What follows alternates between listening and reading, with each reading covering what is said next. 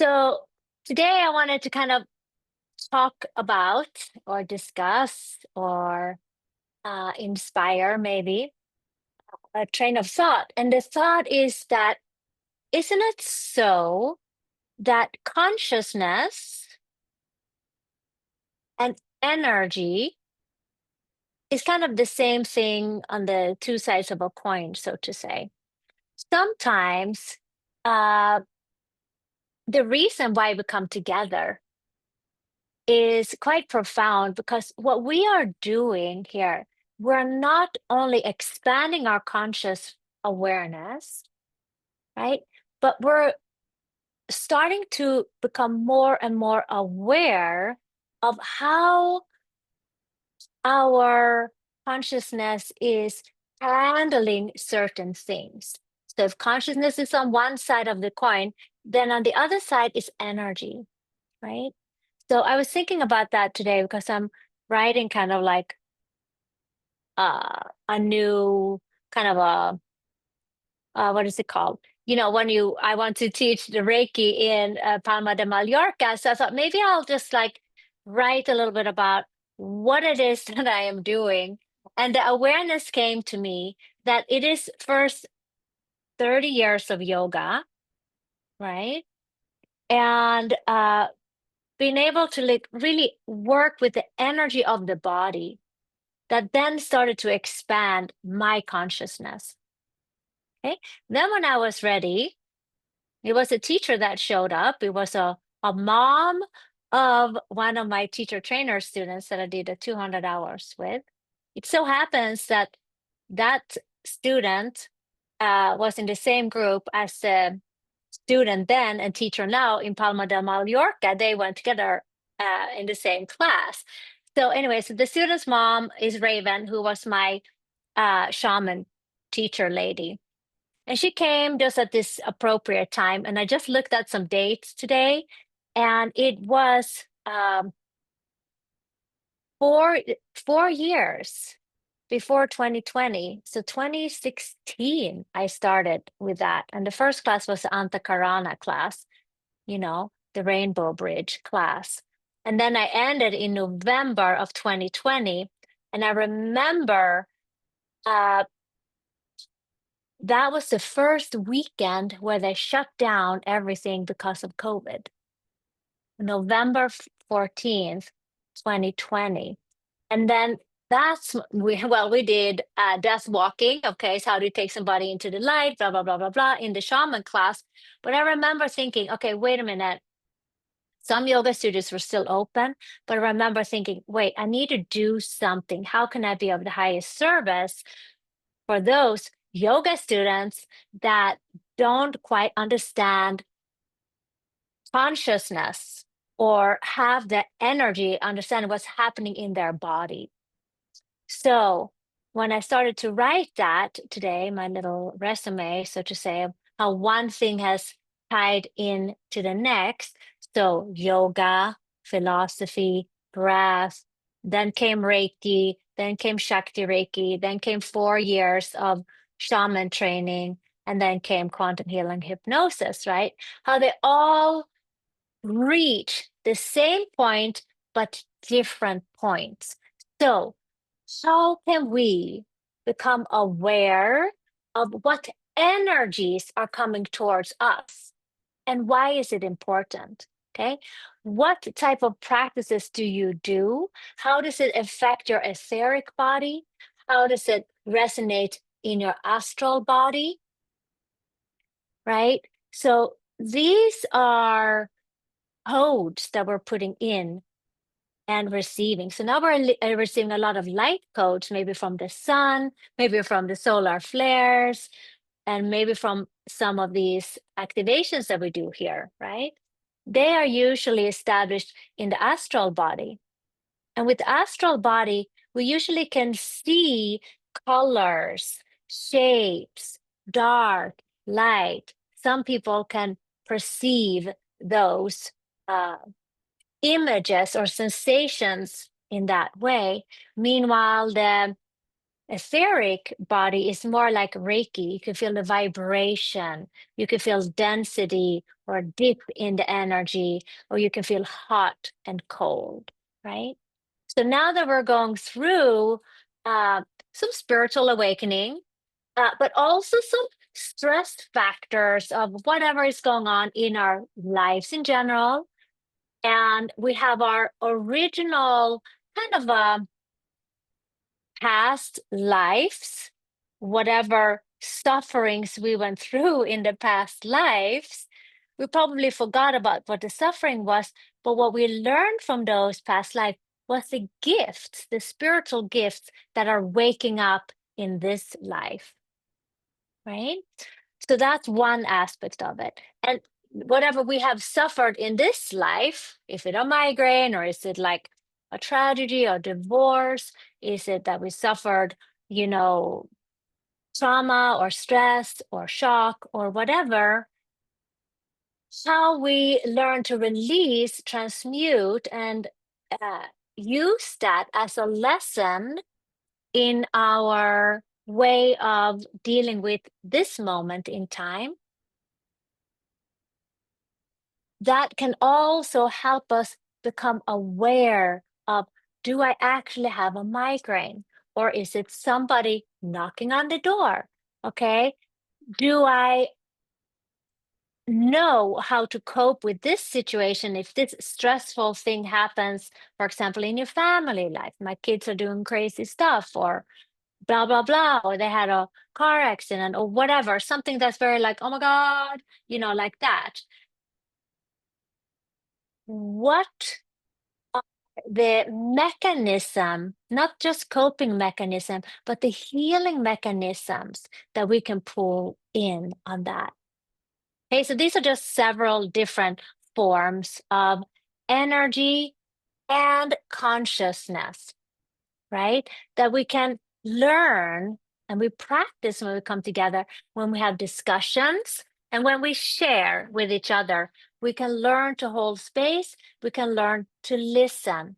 What do we listen for? We listen to the other person, but we can also, with listening to others, start to create compassionate listening, which then in turn creates compassionate listening to our own self, which is actually the most important part and the aspect of coming together and doing this kind of work.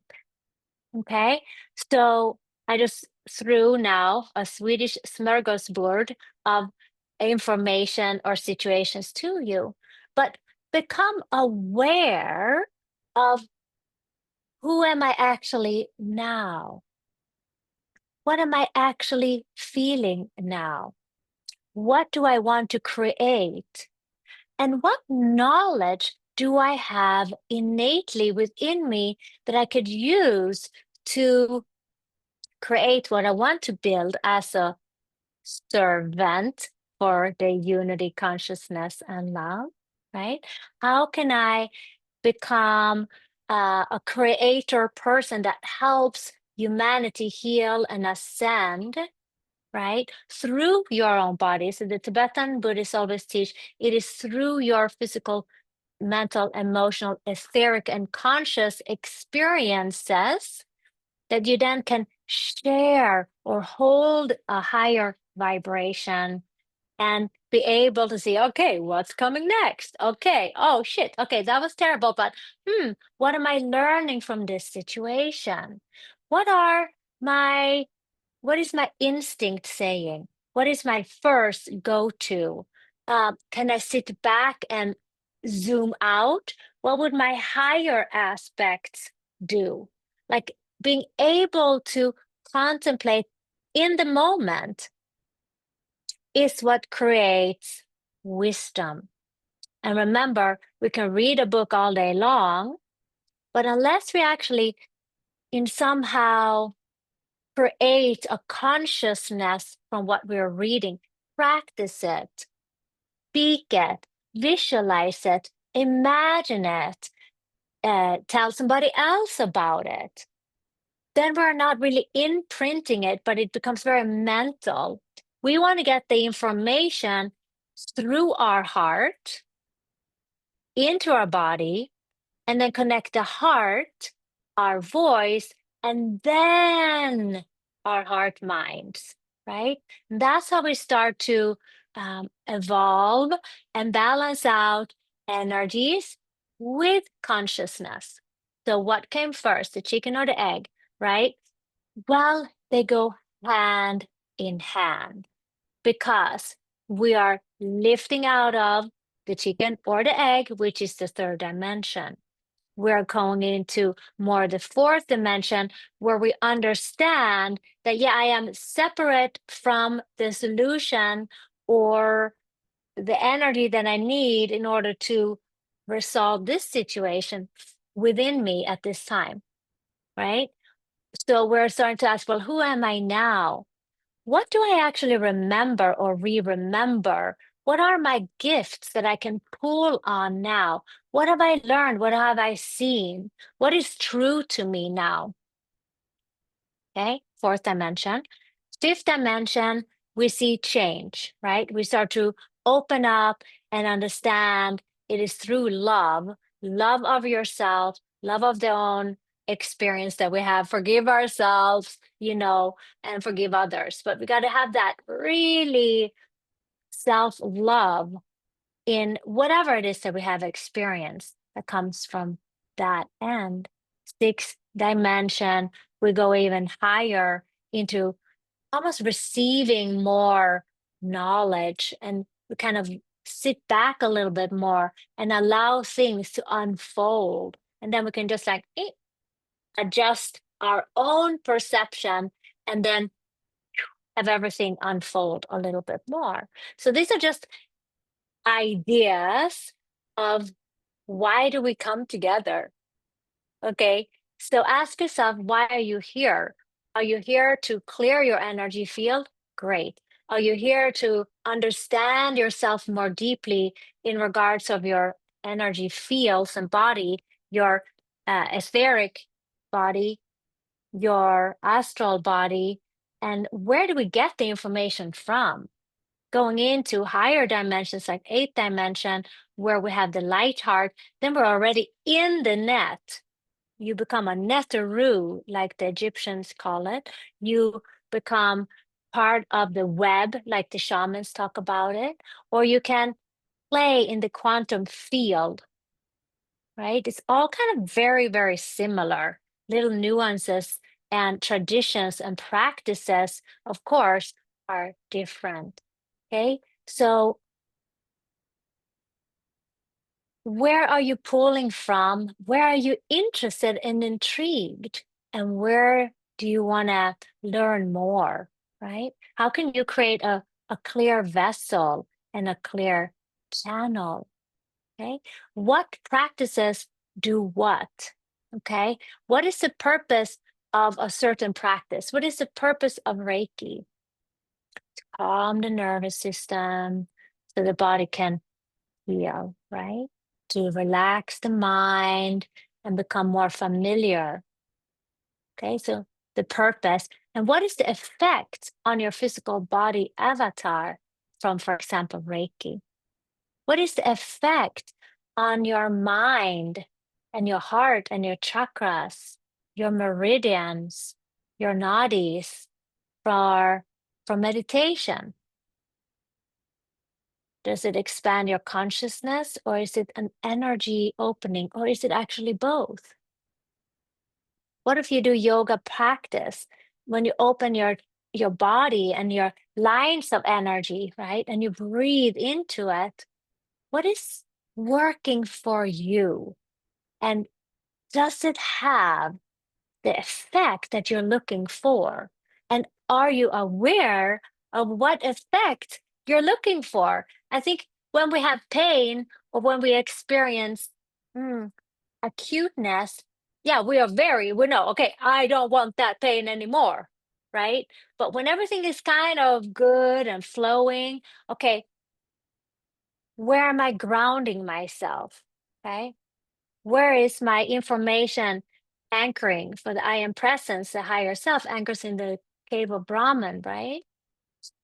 The etheric body anchors more in both, all the three dantian.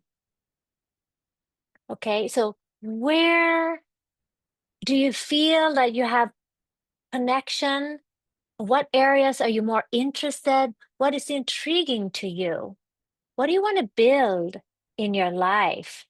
What practices have you done before? And how are they still alive today? Or can you shake them up a little bit and reinvent them? Or can you pull Pilates and Reiki and meditation together? Or how can you incorporate more and more of your actual wisdom inside of you? Okay. So I just want to blast you guys with this whole thing. We're going to pause just for a moment and then we'll come back.